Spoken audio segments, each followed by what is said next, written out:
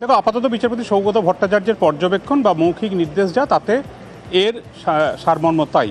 এবং 16ই জুন অর্থাৎ ঠিক পরের সোমবার থেকে শুরু হচ্ছে অনলাইন অ্যাপ্লিকেশন এসএসসির নবম দশম একাদশ দ্বাদশের নতুন এই নিয়োগ প্রক্রিয়া, যেখানে 2016 ঘোষিত শূন্য পদের পাশাপাশি আরও অতিরিক্ত প্রায় 20,000-এর মতো শূন্য পদে নিয়োগের কথা জানিয়েছে এসএসসি তাদের বিজ্ঞপ্তির মাধ্যমে। এক্ষেত্রে 2016 সালে যারা বঞ্চিত চাকরিপ্রার্থী তাদের তরফে মামলা দায়ের হয়েছিল জরুরি ভিত্তিতে।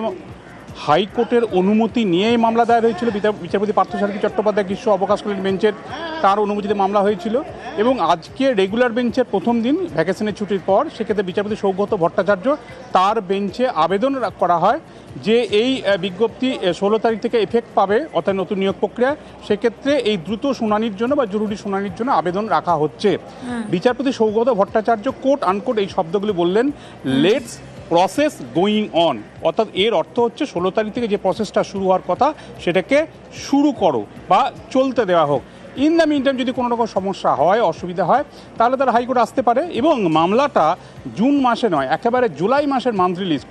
এক্ষেত্রে হাইকোর্টের যে নিয়ম, জুলাই মাসের প্রথম যে সোমবার, সেই সোমবার মামলা শুনানির জন্য আসতে চলেছে।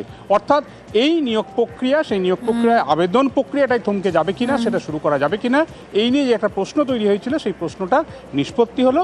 এবং এক্ষেত্রে আপাতত কলকাতা হাইকোর্ট বিচারপতি সৌগত ভট্টাচার্য কোনো রকম জরুরি হস্তক্ষেপ না করে মামলাটা ফিরিয়ে দিয়ে এই নিয়োগ প্রক্রিয়াকে আপাতত